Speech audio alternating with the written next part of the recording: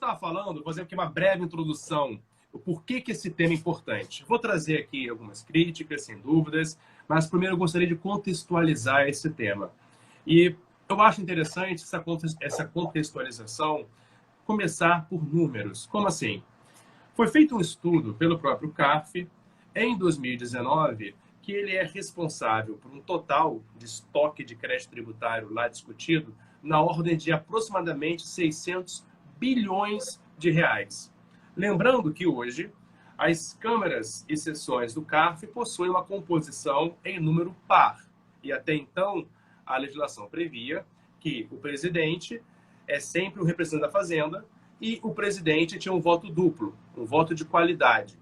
Depois eu vou até separar a questão do voto duplo do voto de qualidade. No CARF, até então ele votava 2 vezes caso empate houvesse. E esse estudo é importante porque quando você olha dos 600 bilhões que o CARF tinha, o que até então nós escutávamos sempre? Olhando esse estudo, de 2017 a 2019, foi dado que apenas 7% dos votos, percebam o critério quantitativo olhando para o número de votos, foi decidido com base no voto de qualidade, no voto de Minerva. 7%, isso não é muita coisa, achávamos. Mas quando você projeta e pergunta, mas dos 7%, o quanto que isso representa em termos de crédito tributário discutido? O CARF não respondeu, não respondia. Quando nós analisamos o tamanho desse crédito e a distribuição entre os processos no CARF, dos 600 bilhões, perceba, dos 600 bilhões foi identificado que 260 bilhões estavam apenas em 95 processos. O resto estava distribuídos em 120 mil processos. Olha que coisa discrepante. E aí, a Unafisco Nacional, ela fez uma pesquisa, teve acesso às informações em relação à questão de qual é a real representatividade do voto de qualidade nos julgamentos do CARF. E descobriu que esse número de 7%, que sempre falou, né? Voto de qualidade não é tão representativo assim, é menos de 10% dos votos. Mas, quando você vai e analisa essa pesquisa da Unafisco, você vê que, projetando o voto em relação ao crédito tributário discutido, aí você salta para o número de 35%. 35% do crédito foi decidido com base em voto de qualidade. De sorte que você começa a ter um pouco mais de cautela. Por quê? Esse tema é importante. Não é apenas 7%. Porque aí você está colocando um voto que discutiu um crédito de R$1.000 em pé de igualdade com um voto que discutiu, como por exemplo o caso de Ágio, Santander e por aí vai, de bilhões. Tem que ter peso diferente. A análise tem que levar isso em consideração. E aí, com base nisso, a gente então entende que sim, é um tema relevante, é um tema importante. Agora, é um tema que, infelizmente, como eu disse, está trazendo uma discussão muito polarizada. Ou você é contra, ou você é a favor. Várias organizações de sociedade civil já se pronunciaram sobre a questão. Vários artigos já foram publicados. E, como eu falei, eu gostei muito do artigo do Diogo Ferraz. Eu achei que ele foi bastante feliz nas ponderações que ele fez naquele artigo que ele publicou no Jota essa semana passada. Foi bem recente o artigo dele. E aí, meus amigos, o que eu gostaria de cara, de largada, de achar, de trazer uma polêmica aqui. Antes de eu trazer mais considerações sobre os argumentos que normalmente eu leio nos artigos, supremacia do interesse público, né? A questão, enfim, da revisão do ato administrativo de lançamento e por aí vai. Antes de tudo isso, de largada, eu já concordo com o professor Sérgio André Rocha, eu acho que essa norma é inconstitucional. Eu acho, Marcelo, que é inconstitucional. Por que inconstitucional, Marcelo? Por um motivo muito simples. Na minha opinião, houve sim contrabando legislativo. Quando você analisa a jurisprudência do Supremo, lá de 2015, quando ele falava da extinção do cargo de técnico de contabilidade, ele traz essa tese do contrabando legislativo. E aí, meus amigos, Diogo aqui, ó, Diogo, excelente artigo, tá, meu amigo? Parabéns. Estava aqui rendendo elogios ao seu artigo. Quando você analisa, por exemplo, a jurisprudência do Supremo, na minha opinião, e nós projetamos para ver o que aconteceu no processo legislativo do voto de qualidade, há um paralelo muito interessante. Por quê? No dia 17 de março, quando você pega a comissão mista analisando a MP 899, que aprovou o PLV 2 de 2020, não tinha menção a nenhum artigo prevendo a extinção do voto de qualidade. No dia seguinte, no plenário da Câmara, teve aquela emenda aglutinativa, número 2, que incluiu no texto o voto de qualidade. Então, na minha opinião de largada, eu acho, sem fazer nenhum tipo de juízo de valor em relação ao voto de qualidade em si, a técnica de julgamento em si. Mas esse, para mim, já é um ponto sensível em relação a uma inconstitucionalidade, na minha opinião, insanável, de sorte que, para mim, nessa parte, a norma é nula ab ovo. Como nós combinamos, para ter um ping-pong, um bate-bola, um pinga-fogo aqui, Abner, o que você acha sobre esse tema? Para você, houve contrabando legislativo? Marcelo, tudo bem? Então, aproveitando o gancho, como eu falei com você antes, esse tema para mim é um tema muito, muito caro também, né? Eu confesso que eu estava conversando com você um pouco antes. Eu sou membro da Comissão de Direito Tributário do IAB. Lá a gente teve a oportunidade, até a doutora Ana Carolina Fagroso, que acabou de entrar agora na live, também faz parte dessa comissão. Lá a gente teve a oportunidade de debater sobre a questão da constitucionalidade ou da viabilidade da extinção do voto de qualidade. Naquela época, a gente fez um parecer favorável à extinção do voto de qualidade, que era um parecer sobre um projeto de lei. A IAB acabou provando essa ideia. E lá no IAB também a gente tem a parceria do Dr. Fábio Andrade, que inclusive é um dos poucos autores no Brasil que tem um livro escrito justamente sobre essa obra. Essa é uma preocupação minha também, especificamente com relação àquela questão de ser uma jabuticaba, né? Ou de ter sido meio que imposto de uma forma não correta na lei que fala da transação tributária.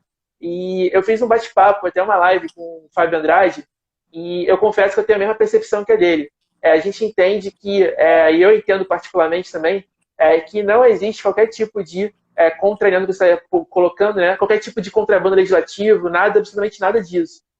Pelo seguinte motivo, a lei que instituiu a questão do voto de qualidade foi a lei que trata da transação tributária, que basicamente um dos princípios primordiais dessa lei é gerar uma nova relação entre o fisco e os contribuintes. E eu entendo que uma grande motivo de desequilíbrio na relação entre o fisco e os contribuintes foi justamente essa questão do voto de qualidade, porque, na minha percepção, sem avançar muito na minha ideia sobre o tema, é um dos principais motivos de desequilíbrio, tanto do ponto de vista material quanto do ponto de vista formal, na relação entre o fisco e o contribuinte nos julgamentos dos processos administrativos. Então, por conta disso, eu entendo que não há qualquer tipo de inconstitucionalidade. A questão do voto de qualidade, ele tem sim a ver com o espírito da lei, que é a questão da transação tributária, com a questão de um novo paradigma para o nosso próprio direito tributário. Em relação à questão do processo legislativo, eu confesso que eu não anotei todos esses detalhes, mas a gente estudou também essa questão do processo legislativo, e assim, a conclusão que eu cheguei na época foi que, apesar dessa emenda da Câmara que aconteceu na Câmara dos Deputados, não foi uma emenda estranha. Enfim, eu acabei não anotando histórico, mas se você for no histórico mesmo do processo legislativo, eu entendo que não foi uma coisa imposta de uma forma completamente arbitrária, como pode vir a parecer. A nossa percepção foi que não. A minha percepção foi que não, foi que de fato essa introdução legislativa tinha a ver. Então, justamente por esses motivos, eu já não concordo com essa ideia de que o voto de qualidade ele seria essa revogação seria inconstitucional por um vício formal. Realmente, eu não acompanho essa percepção. Let's agree to disagree. Vamos lá, let's agree to disagree. Respeito a sua opinião, claro, se você não está sozinho, né? Grandes juristas a acompanham, mas nesse ponto me filio em relação a quem entende ser, sim, um contrabando legislativo. Eu acho que transação tributária é um tema, processo administrativo fiscal é outro tema. Então, você fala de uma lei, traga uma lei que debata sobre o processo administrativo fiscal. Eu sou a favor. O decreto 70.235 merece uma reforma. Ele é da época da ditadura. Perceba, ele é formalmente um decreto, materialmente uma lei ordinária, foi recepcionado com eficácia passiva de lei ordinária, ele merece ser repensado. Não fiz ainda um comentário sobre o conteúdo em si, se eu concordo ou não com o voto de qualidade. Mas, na minha opinião, a forma como aconteceu, perceba, veio no dia anterior da votação. Que processo legislativo pressupõe a ideia, você, no Congresso Nacional, é conseguir dar maturidade ao tema, debater, escutar as minorias, permitir que naquele espaço qualificado aqueles temas caros sejam objeto de avaliação e validação pelo consenso democrático. Agora, de um dia para o outro, numa emenda aglutinativa, você joga isso, eu acho, na minha opinião, sim, na minha percepção, tivemos, na minha percepção, tá? Um vício insanável de inconstitucionalidade. Na minha percepção. Se tivesse vindo outra lei, eu não teria esse problema. Se tivesse vindo uma lei própria, se tivesse visto um texto inicial, se tivesse lá no texto inicial o artigo falando em relação ao voto de qualidade, alterando a lei 10.522, tudo bem, mas apareceu no último minuto do segundo tempo para ser votado. Eu tenho problemas com isso. Mas, enfim. Acho que não adianta ter uma tréplica também para não ficar estendendo, mas só para pontuar que não é nem concordando ou discordando, é que essa questão, de fato, é controversa, tanto que, salvo engano, foi o PDT ou algum outro partido entrou com uma ação declaratória de inconstitucionalidade justamente com esse argumento de que há um vício formal, o PSDB, né? É que há um vício formal na norma, por essa possível jabuticaba. O Supremo ainda não analisou essa questão, né? Acho que talvez o próprio IAB tenha interesse em participar desse julgamento, como representante aí da sociedade civil, mas eu acredito que a ideia inicial, sem querer contrapor o que você falou agora sobre a emenda aglutinativa, mas um ponto também que eu queria trazer ao debate. Essa questão não foi uma coisa surpresa e o Congresso, de uma hora para outra, incluiu voto de qualidade. Já tem, pelo menos há mais de 10 anos, 2 projetos de lei discutindo a questão do voto de qualidade. E por uma questão política, eles iam para a Comissão de Tributação, eles iam para a Comissão de Constituição e Justiça e não chegou a avançar. Então, de fato, houve essa emenda aglutinativa, mas eu entendo que essa questão já foi discutida. E aí, me socorrendo do Daniel Godinho, que deu aqui uma bola para eu levantou a bola para eu dar uma cortada aqui de vôlei, o Daniel Godinho está questionando que o governo faz isso em diversas situações no último segundo. Ele inclui um aumento da tributação, inclui uma nova regra, e nem por isso, per si, seria inconstitucional. Eu não posso aproveitar da torpeza de um para justificar minha própria torpeza. Não é porque ele faz algo errado que eu vou começar a achar que isso é o novo normal. Então, eu vou alterar o estado de normalidade com base no comportamento que, na minha opinião, é um comportamento que tem que ser reformado de ambas as partes. Então, que nós entendamos que, olha, isso aqui não é algo salutar para um princípio democrático. Não acho.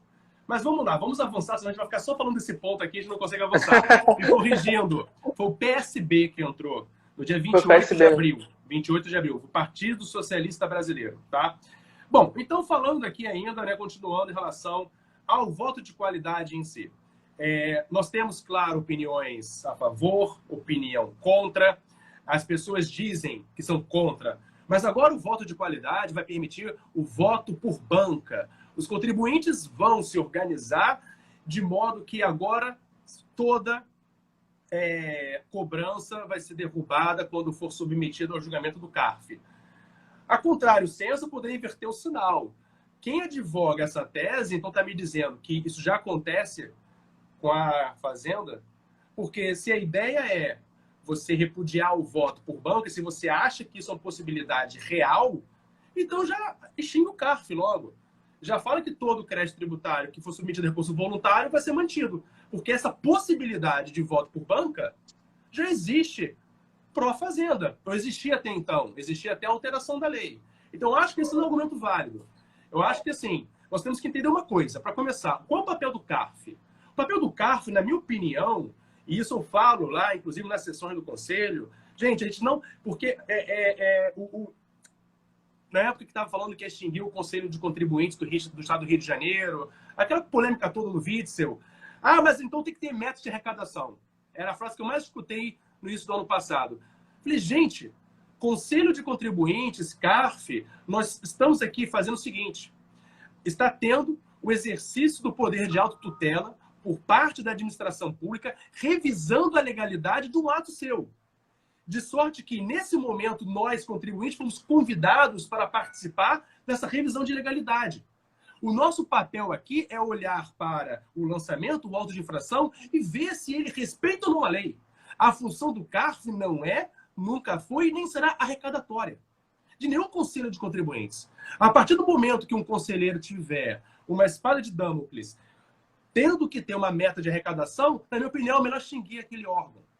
O papel do Conselho de Contribuintes, do CARF, de qualquer tribunal administrativo, é analisar aquela cobrança e ver se ela está ou não condizente com o que diz a lei. Estando condizente, cobra. Não estando condizente, derruba. E isso, para mim, é o verdadeiro papel que desempenha o princípio do interesse público. Porque comecei a ler artigo, comecei a escutar que alguns conselheiros falar de supremacia do interesse público. Aonde está escrito que supremacia do interesse público significa em dúbio pro fisco? Vamos arrecadar na dúvida, isso não existe. Supremacia do interesse público, e de novo aqui rendendo homenagem ao Diogo Ferraz, que ele botou no papel algo que eu já falei em sessão lá no Conselho, eu falei, supremacia do interesse público é aplicar a lei, respeitando os princípios constitucionais, as garantias do contribuinte, respeitando também, sim, a presunção de legalidade do ato administrativo, aplicar a lei, aplicar a Constituição. Isso, para mim, é supremacia do interesse público. Tá? Então, na minha opinião, esses dois argumentos que eu li bastante, seja agora os contribuintes vão fazer votos de banca. Então, talvez o problema não é o voto de qualidade. Ser a favor, acabar com o voto de qualidade. Por favor, vamos verificar como é que você escolhe seus conselheiros. Então, vamos trazer garantias para os seus conselheiros. Vocês me escutam? Travei? Não, estou escutando bem. Eu acho que a questão também é que você está falando... Então, vamos trazer garantias para os conselheiros. Um ponto que eu repudio, talvez, uma palavra forte, mas eu sou polêmico, eu acho que falta, sim, garantias, tanto para os conselheiros dos contribuintes, como para os conselheiros da Fazenda. Eu canso de presenciar algumas situações onde alguns conselheiros da própria Fazenda gostariam de votar diferente, mas têm, inclusive, receio de algum tipo de sanção administrativa. Ué, mas por que está votando nesse tema polêmico favorável aos contribuintes? Ora, pois, o papel do conselheiro não é aplicar a lei? Se ele está convicto que a aplicação da lei é no sentido A e não no sentido B, não interessa. Não podemos adotar aqui um consequencialismo prévio em relação a quem eu vou prejudicar ou beneficiar, a depender da minha interpretação da norma. Então não posso interpretar a norma na dúvida favorável ao fisco contribuinte. Não é isso. Então, eu acho sim que se há uma dúvida, e por isso, em razão dessa dúvida, da isenção do voto de um conselheiro do contribuinte, e eu posso estender a dúvida também para a Fazenda, vamos pensar no processo seletivo, vamos pensar em garantias, vamos pensar em formas, inclusive, de você proteger um voto imparcial por parte do conselheiro. E aí desaparece essa sombra, essa dúvida, em razão de uma eventual, enfim, meu Deus, agora volta-se de bloco, tá? Mas, por favor, Abner, diga aí, senão eu vou ficar falando direto. Eu sou perigoso. Não, então, o Daniel Gudinho, que inclusive foi muitos anos conselheiro lá no CARF, né, conhece bem a situação, está comentando sobre a questão de conselhos que aplicam resoluções infralegais em detrimento da própria legislação. E uma coisa que o doutor Arruda também destacou é que essa questão do voto de qualidade, muitas vezes não estava nem previsto no decreto 70235. Ele foi previsto, na verdade, em regimento interno, para você ver como, de certa forma, pode ficar um certo arbítrio ali na instituição do voto de qualidade, principalmente na forma como ele foi instituído. Aproveitando um pouco o que você acabou de comentar, que esse argumento, eu particularmente não concordo muito com esses argumentos ad terrorem, que é mais ou menos uma discussão parecida à questão do ICMS na base de cálculo do PIS e COFINS.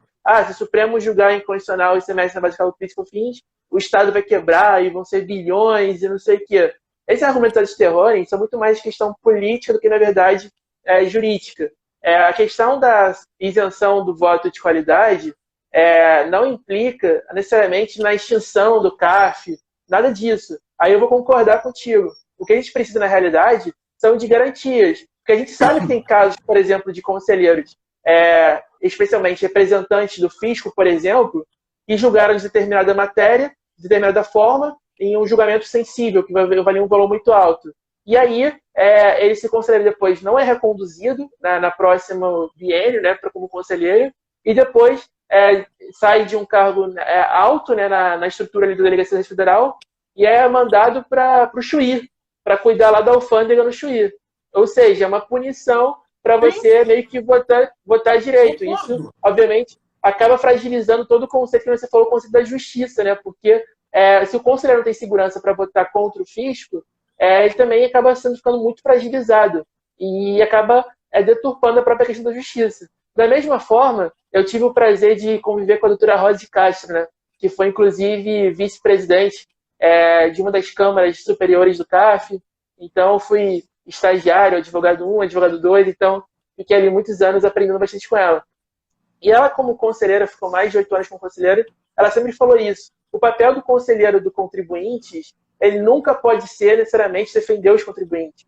Ele precisa defender justamente a legislação tributária, defender a justiça tributária. Pois a partir do momento que um contribuinte que não tem razão, ele consegue um êxito, seja por qual motivo for, quando ele não deveria ter esse êxito, ele está gerando um desequilíbrio em todo o mercado. Ele está gerando uma certa forma de concorrência desleal, porque o concorrente dele está efetuando o pagamento correto dos tributos. Então, acho que esse é um ponto também que tem que ser, de certa forma, digamos, analisado também sobre a função de cada um. É claro que eu não sei qual é a fórmula mágica. Eu sei que, por exemplo, o professor Edson Pires, ele sugeriu há muitos anos e continua defendendo essa posição, a questão da possibilidade de fazer um concurso público para ingresso como ingresso no CARP. Que aí você teria uma estabilidade, teriam uma autonomia necessária para votar com isenção. Tem outros projetos também que falam sobre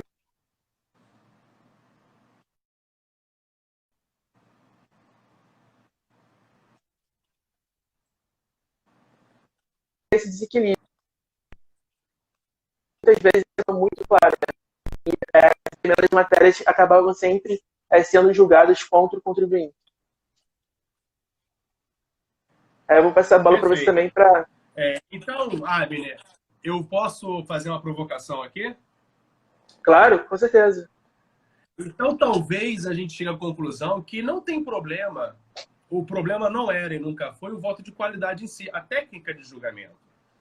Talvez o que nós observássemos de fora fosse a consequência dessa falta de garantia e proteção dos conselheiros em votar com tranquilidade, aplicando a lei, independentemente deles serem provenientes da Fazenda ou de representações dos contribuintes.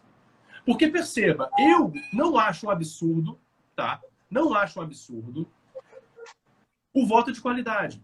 Se você para pensar, nós temos presunção de legitimidade, de legalidade do ato administrativo, é o poder de autotutela que está sendo exercido ali, é o poder da administração tributária de revisar a legalidade. Diferente é o caso do artigo 112 do CTN. Para mim, sempre foi um absurdo, na dúvida em relação à multa qualificada, você manter a atuação. Como assim dúvida? Empatado, e aí, pelo voto de qualidade, manter multa qualificada. Isso, para mim, sempre violou o CTN no artigo 112. O artigo 112, claro, quando você fala que a lei, a norma vai ser interpretada de forma mais favorável ao acusado em caso de dúvida quanto à sua aplicação. Então, se você não tem uma convicção plena, não tem uma unanimidade para configurar a multa qualificada, eu acho que em caso de empate tem que ser próprio contribuinte, porque o CTN fala isso. Não precisava de uma alteração na lei para que você pudesse já advogar que nesse caso de multa, a dúvida é do contribuinte. Mas, então, só para reforçar esse meu ponto, o problema nunca foi a técnica de julgamento. O problema, na minha opinião, é a falta de proteção, a falta de garantias para o voto de qualidade. E outra coisa, para o conselheiro, perdão. Porque, vamos lá, separar aqui duas coisas. Uma coisa é o voto de qualidade, outra coisa é o voto duplo. O voto duplo, para mim, é odioso. O que é o voto duplo, né? O presidente vota 2 vezes em caso de empate. Uma coisa seria o presidente só votar para desempatar. Então, ele não vota duas vezes. Ele tem um voto de desempate, mas ele não tem um voto duplo. No CARF, ele tem um voto duplo, que acaba sendo de desempate, o que para mim é odioso. Nós temos outras mazelas, não na legislação federal, na estadual, por exemplo, que é muito pior do que o voto de qualidade, que é, por exemplo, o recurso hierárquico. O recurso hierárquico, para mim, é absurdo. Você joga fora dinheiro, porque você, às vezes, tem situações nas quais você tem avocatória pela Fazenda, pela PGE, no caso aqui do Estado do Rio de Janeiro, por mais que na Câmara o contribuinte tenha vencido, e aí foi para o pleno, aí ele venceu por maioria. Vem a Fazenda, a avocatória, vai para o secretário e unilateralmente você joga fora horas de trabalho, jeton, dinheiro, vai tudo para o ralo. Então, o recurso hierárquico, para mim, não tem desculpas. Agora, nada obstante, o voto de qualidade eu vejo, sim, razão de ser. Precisava o CARF existir? Eu pergunto. Isso precisa? Precisava ele ter ali um órgão paritário para fazer a revisão da legalidade de seus atos? Não. Não precisava. Ele poderia fazer isso sem participação dos contribuintes. Não vejo como uma excrescência, não vejo como uma coisa completamente fora, desarrazoada, em homenagem à presunção de legalidade do ato administrativo. Na dúvida, você presumir a legalidade do ato. Isso a lei diz. Tirando o caso do artigo 112 do CTN. Ah, Marcelo, houve abuso. Vamos agora aqui interagir com o pessoal, que o Daniel está sempre ali alfinetando. Agora, Daniel. Na verdade, evento, seu Daniel, não há menor graça. Estão tendo dois debates, né? Um aqui com a gente, outro nos comentários, está até tão animado quanto o nosso, né? Falando que eu concordo que quem defende contribuinte no conselho é o advogado, não é o conselheiro. Exatamente. Daniel foi conselheiro do CARF também, então tem muita propriedade para falar sobre o tema. O Sérgio André realmente defende um conselho fora do Ministério da Fazenda, mas uma autarquia autônoma pode ser, enfim, mas talvez precisa. Não sei se precisa.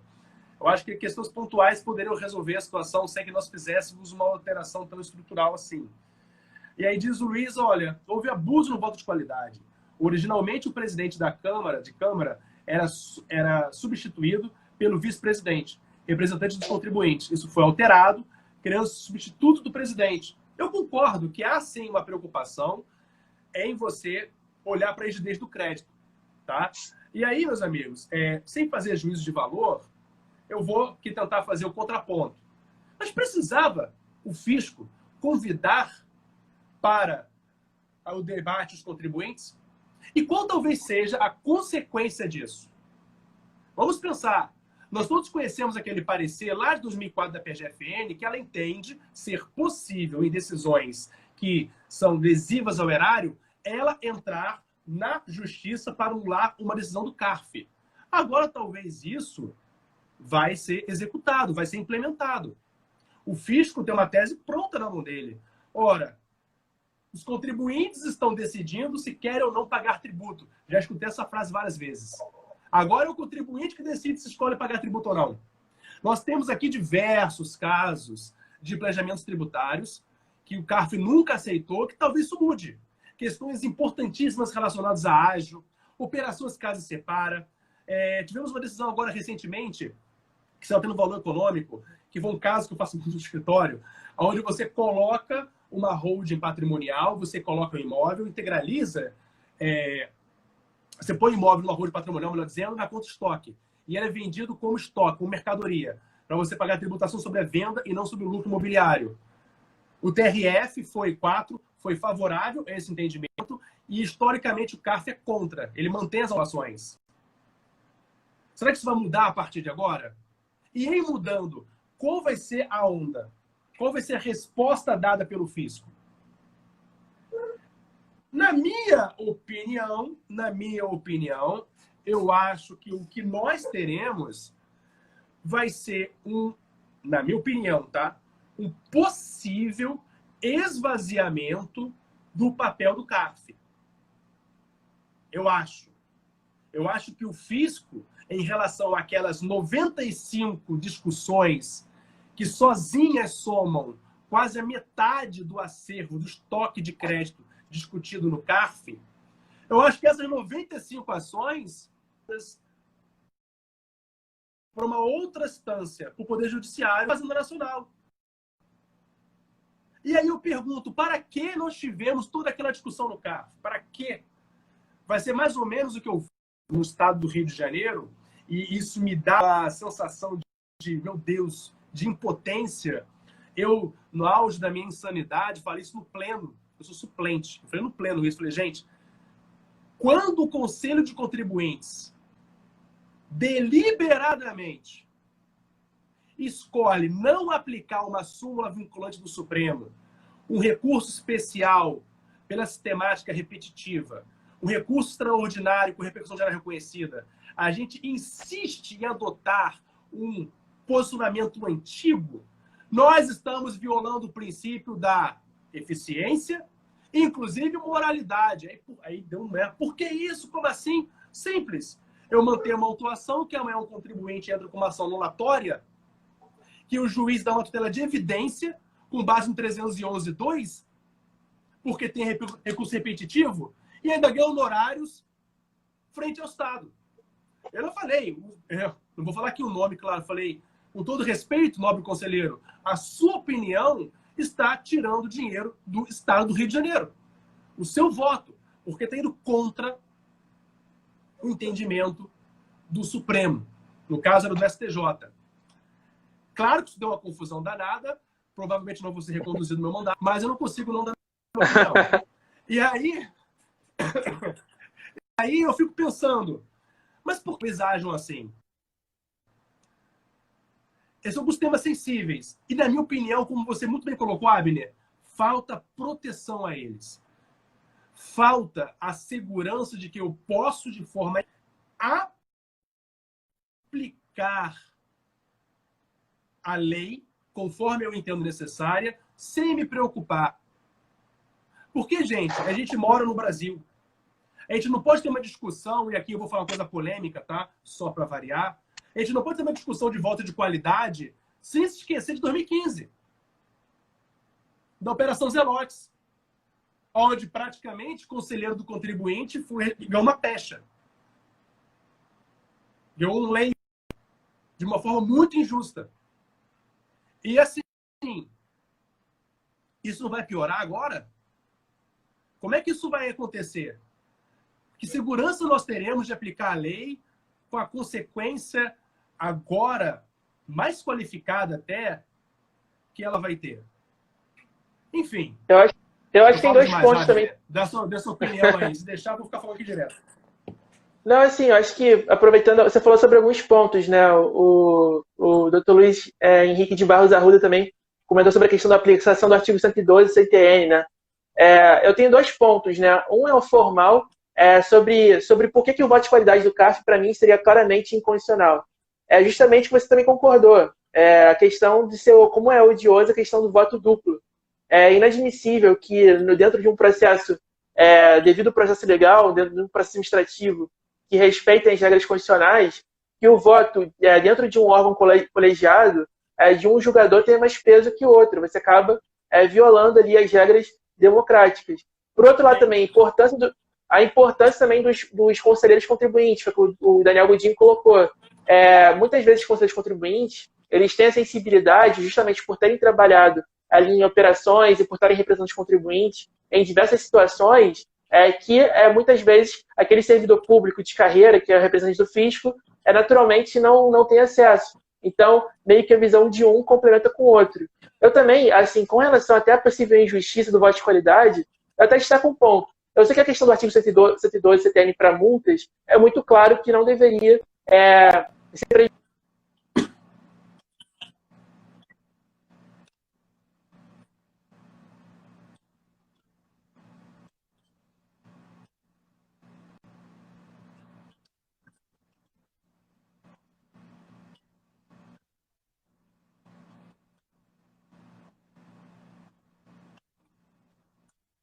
Oi, Abner. Você picotou para mim.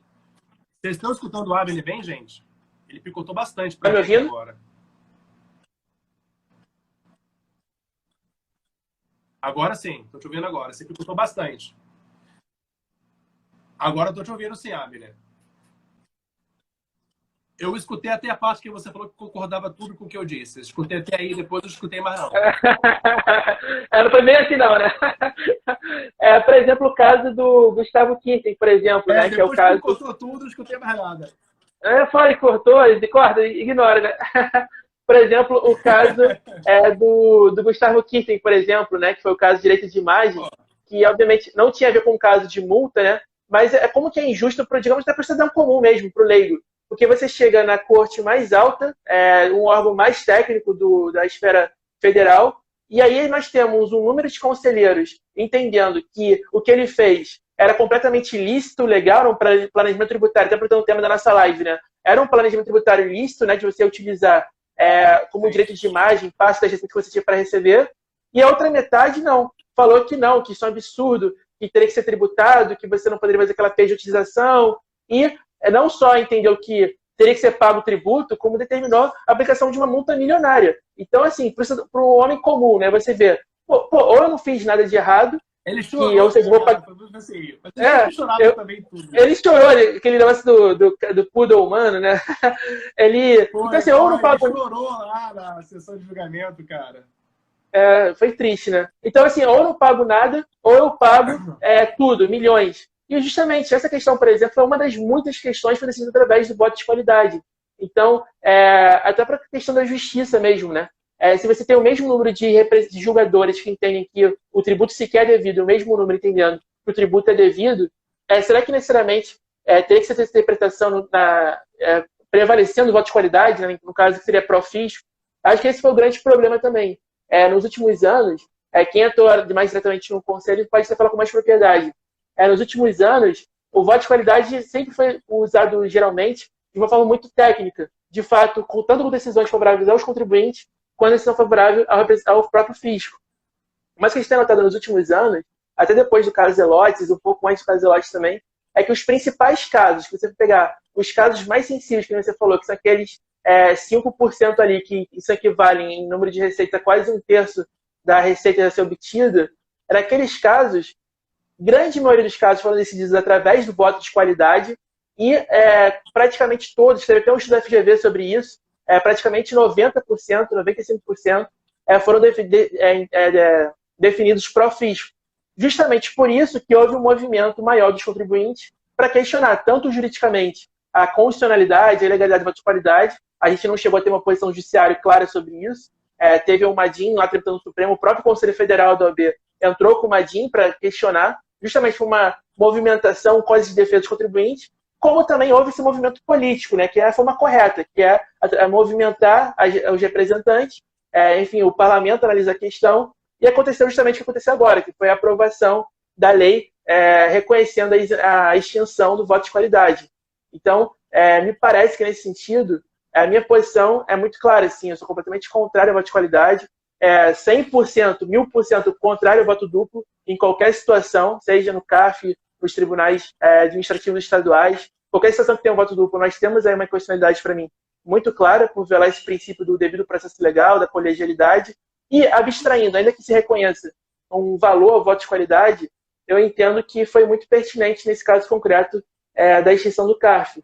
E continuo entendendo que não vai ser aplicado aquele entendimento de 2005 da Procuradoria da Fazenda, de que agora acabou o voto de qualidade, então eu posso entrar com uma ação na justiça questionando a decisão do CARF. Eu acredito que não. Para mim, o que prevaleceu na época foi o seguinte, como a Procuradoria da Fazenda Nacional é um órgão vinculado ao Ministério da Fazenda, que hoje é o Ministério da Economia, ele não poderia se insurgir com uma decisão do próprio órgão. Esse foi o entendimento do judiciário. Por mais que ainda hoje não tenha mais voto de qualidade, do ponto de vista do organograma da instituição do Ministério da Economia, é exatamente o mesmo. É exatamente o mesmo. A Procuradoria da Fazenda Nacional continua fazendo parte do Ministério da Economia, o CARF ainda faz parte do Ministério da Economia, então entendo que os fundamentos que se pegaram lá em 2005, e um pouco depois também, quando foi analisada essa questão, para mim se mantém absolutamente mantidos, se mantém perenes, porque também está muito claro que a Fazenda não pode recorrer das decisões do CARF, mesmo que o voto de qualidade tenha sido encerrado por essa lei. Abner, eu, para variar, vou discordar. Só para deixar o debate acalorado. Eu penso assim, cara, esse cara não é advogado, velho. Não é possível. Esse cara não é advogado para contribuinte, não é possível. Não é isso, gente. Tô tentando ser acadêmico aqui, tá? Tô tentando ser imparcial. Tirei a carteirinha, deixei o AB longe. Tentar aqui trazer realmente luz para o debate. Pensa comigo, Abner, e eu gostei de alguns argumentos, do parecer, que eu já tive oportunidade de discutir algumas vezes. O argumento é bastante interessante. Pensa só, o José das Couves, ao identificar que há lesão ao erário, ele pode manusear uma ação popular. O senhor José das Couves identificou que houve um superfaturamento ou que determinado ato da administração pública é lesivo ao erário, ele manuseia uma ação popular. A Defensoria Pública pode também manusear uma ação civil pública, bem como o Ministério Público pode manusear uma ação civil pública. Só que, pela teoria do órgão, adotou naquele Lopes Meireles, por todos, com base nessa teoria, eu vou algemar os procuradores da Fazenda Nacional, que, em tese, estão adstritos ao interesse público primário e não secundário, assim surgir contra uma decisão que, na cabeça deles, que seja, mas na cabeça deles, é lesiva ao erário. Ou seja, o PFN não pode fazer nada. Porque não, teria do órgão, desculpa, tu está vinculado. Se alguém fizer alguma coisa, vai ser a Defensoria Pública, o Ministério Público, vai ser o José das Couves. Ele pode entrar com uma ação popular, mas você, PFN, fica quietinho aí, porque tem teoria do órgão te vinculando. Não compra essa tese. Eu acho, sim, que a Procuradoria da Fazenda Nacional tem legitimidade ativa, de causa, para entrar com uma ação na anulatória. Anulatória segura a sucumbência contra a Fazenda se fizer besteira. Eu acho que esse vai ser, talvez, o deterrent. Eu esqueci o português. Enfim, vai ser o deterrent deles. Eles vão dizer assim, porra, tem o 85 parágrafo 3º, né, cara? Se eu resolver entrar com a anulatória em cima de qualquer decisão do CARF, eu vou gerar, na verdade, mais ônus para a Fazenda Pública. Então, eu tenho que ficar esperto. Eu tenho que olhar, por exemplo, para ver se realmente existe aqui um fundamento sólido para que eu venha entrar com uma anulatória contra o CARF. Eu, Marcelo, tá? Quem sou eu na fila do pão? Mas, a minha opinião, eu não vejo problema algum para a PFN entrar. Até porque, de novo, se for corrupção, se for fraude, manipulação de votos, na minha opinião, um voto de bancada, sei lá, vamos supor aqui, grampeou o telefone, descobriu que teve combinação de votos, e o que quer que seja. Total, eu acho sim. Eu vou além, Abner, eu vou além. Se o PFN começar a monitorar a jurisprudência dos tribunais, identificar que o entendimento do CARF é completamente discrepante. Ele está algemado, não pode fazer nada, então morreu aí. Ô, Marcelo, eu vou pegar. Verdade, eu vou pegar carona com a própria Mila Dutra. Na verdade, senão você vai acabar perdendo a própria utilidade do Conselho Administrativo. O CARF, a função dele, na verdade, é dar um fim àquele contencioso, né? Você está tratando de duas situações diferentes. Uma situação é a questão da corrupção, por exemplo, ou da fraude, que você colocou muito bem. Ali eu entendo que sequer houve um julgamento válido. Aquele julgamento é nulo de início. Então, não houve uma manifestação de vontade do poder público ou do órgão julgador. Agora, quando você tem uma manifestação de vontade, quando você tem as regras de jogo muito claras, quando você tem um órgão do próprio poder, da própria União Federal, que julga aquele processo com o poder da autotutela e reconhece que aquele tributo, por exemplo, não é devido, para mim você acaba com a controvérsia ali. Porque gera coisa de julgada administrativa, sim. Porque se você permite que a Fazenda, por exemplo, entre anulatória, que é essa tese, você, na verdade, você vai estar, primeiro, tornando o CARF praticamente desnecessário, porque, obviamente, tudo aquilo foi completamente desnecessário. E o segundo ponto, você vai estar, tanto um argumento político, um argumento jurídico, mas é um argumento que você é considerado também. Você vai estar tornando o judiciário cada vez mais inconcebível, porque você já tem execuções fiscais que respondem a um valor absolutamente absurdo em termos de tramitação de processos judiciais no Poder Judiciário, E se você permite que o próprio poder público questione as decisões administrativas, isso vai gerar um efeito cascata, não só vai ser para o CARF, vai ser acabar sendo para os estados, para os municípios, e você, na prática, toda a ação tributária vai permitir discussão judicial. Então, você virtualmente vai acabar com a análise, com a contencioso administrativo. Então, esse ponto eu realmente vou discordar de forma ferrenha. Claro, se for fraude, se for... Mas olha só. Se for fraude, tudo bem. Mas não houve nem tudo. Mas o parecer ele é muito claro, é excepcional. Não é em qualquer situação que a Procuradoria pode entrar com uma ação anulatória para desconstituir uma decisão do CARF. Tem que ser excepcional.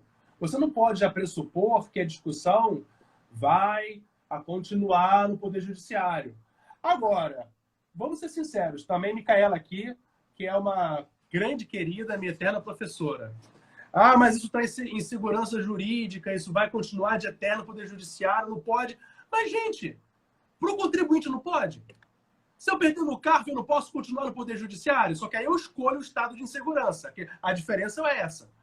A diferença vai ser agora quem escolhe quem quer ficar no estado de insegurança. Por quê? Para o contribuinte, eu já posso fazer tudo isso que você falou.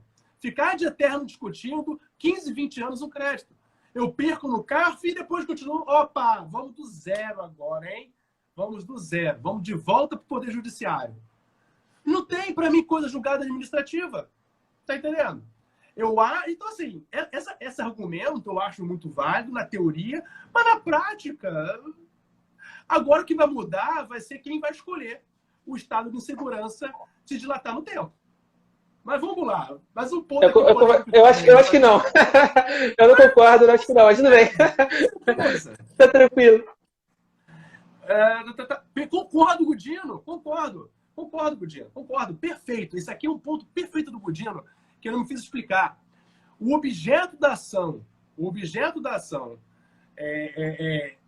da Procuradoria, na minha opinião, concordo, Gudino, é atacar a decisão do CARF.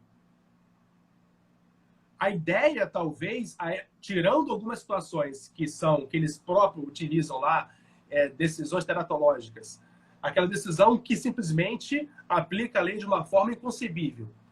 Mas a ideia é você, no Poder Judiciário, se socorrer para anular uma decisão do CARF. Vamos imaginar uma situação aqui, tá? Imagina uma decisão que não preenche aqueles requisitos básicos do 489 de fundamentação. Uma decisão bem tosca mesmo. Ou então, sabe, então que nega a aplicação à lei. Que faça controle de constitucionalidade. Imagina! Começa agora o CARF a fazer controle de constitucionalidade.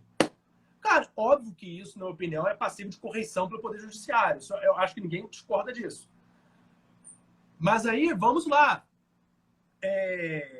Uma forma mais abrangente aqui. O Diogo perguntando: quem seriam as partes quando você entra com uma ação dessa? Vamos pensar. É a União contra a União Federal. É a União Federal contra a União Federal. Aí um é a Procuradoria e outro é o Advogado-Geral da União. Não faz sentido. É impraticável essa questão. Mas cara, a gente vai mexer nesse vespeiro e alguma coisa daí vai sair. Porque é só começar a aparecer a decisão do CARF. Eu não acho que vai acontecer. Porque as decisões do CARF, eu confio nelas, eu tenho certeza que serão técnicas. Nada obstante agora, você ter esse pêndulo tendendo para os contribuintes. Qual é o meu medo, tá? O meu medo é você começar a revisitar alguns temas que até então estavam pacificados, relativos ao planejamento tributário, de operação casa e separa, ágil. Agora dá para refazer tudo aquilo, gente. Vamos voltar agora a fazer a apropriação de ágil por empresa veículo. Vamos mudar o posicionamento. Por que não? Vamos ser agressivos aqui. Vai que a gente começa a olhar para o CARF, sinalizando que agora tudo aquilo que a gente entendeu que não poderia fazer, agora pode fazer. E, pode também, no mesmo grupo aqui, fazer ágil, não tem problema nenhum, a gente usa a empresa veículo. A gente está falando de decisões bilionárias. Não pense que a Fazenda ficará inerte, deixando o crédito se esvair pelo ralo, porque agora o voto de qualidade pende para o contribuinte. Ela vai se mover. Diogo, se vai ser União versus União, o que vai acontecer será para os próximos capítulos. Mas eu tenho certeza que a União não vai ficar inerte. vendo a jurisprudência ser reformada se isso acontecer, tá? Bom, Marcelo, a gente já está com nossa época, o horário, hein, pra gente não perder o nosso horário, né? Então, aproveitando que a gente está com um público bem qualificado, né? Vários amigos aí, vários professores, vários colegas, várias pessoas que a gente admira também. Primeiro, né? Aqueles que ainda não conhecem o GDT, por favor, conheçam, vão no nosso site, acompanhem nossa página. Se você ainda não é associado, se torne associado do GDT. Temos vários benefícios para os associados. A gente agora está numa fase, enfim, de captação da anuidade, que normalmente começa por volta do mês de março, abril. Então ainda tem um desconto lá para aproveitar. E um pouco, assim, acho que vale a pena a gente, talvez já para as considerações finais, né, acho que faltam uns 5 minutos.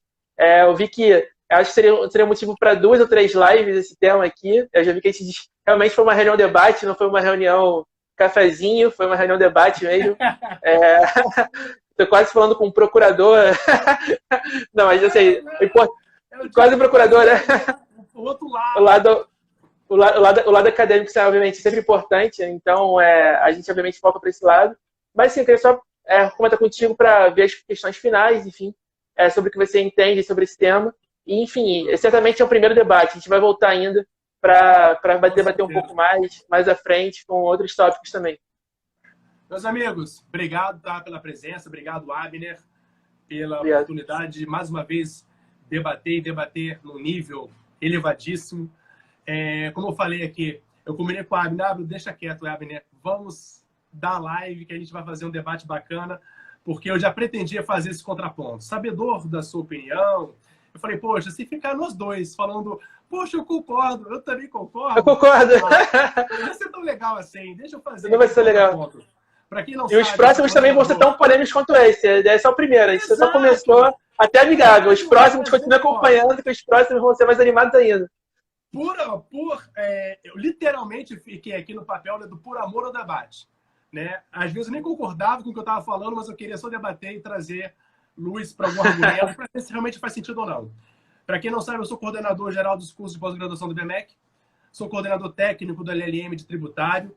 Isso que a gente fez aqui agora também é o que nós fazemos no nosso curso lá em Direito Tributário, essas discussões. Eu tenho o prazer aqui de ver, por exemplo, o professor Daniel Gudino, que é meu professor lá do LLM, professora Micaela Dutra, minha professora do LLM, o Felipe Renault também apareceu aqui também. Então, assim, fazendo um jabazinho, eu tenho a oportunidade de coordenar o nosso LLM do IBMEC e trazer sempre esse tipo de debate. E nós acreditamos na pluralidade. A gente acredita que através do diálogo, cada debate sai um pouquinho melhor. Poxa, eu acho que o que o Abner falou é interessante. Poxa, não, o que o Marcelo falou é doideira, apaga tudo. Mas a gente reflete. O legal é a gente refletir. Então, agradeço demais a presença de todos vocês. Eu fico à disposição.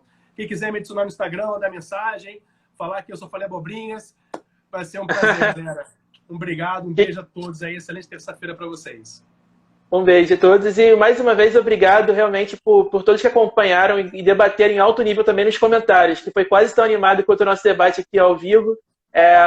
O Daniel Gudino, o Dr. Luiz Henrique Arruda, a professora Micaela Dutra, enfim, vários outros aí que compartilharam bastante conhecimento, experiências próprias e tornaram o debate ainda melhor, até nos comentários. Assim que acabar aqui nossa live, eu vou rever ela e focar mais nos comentários para ver o que eu acabei perdendo aqui no debate, acabei não acompanhando tanto. Então, um abraço a todos. O GDT vai continuar fazendo essas lives, cada um sempre com temas atuais, com temas polêmicos também. Então, sigam nos acompanhando, que em breve teremos mais lives e reuniões de debate virtuais. A primeira de muitas. Grande abraço para todos. Abraço, gente. Tchau, tchau.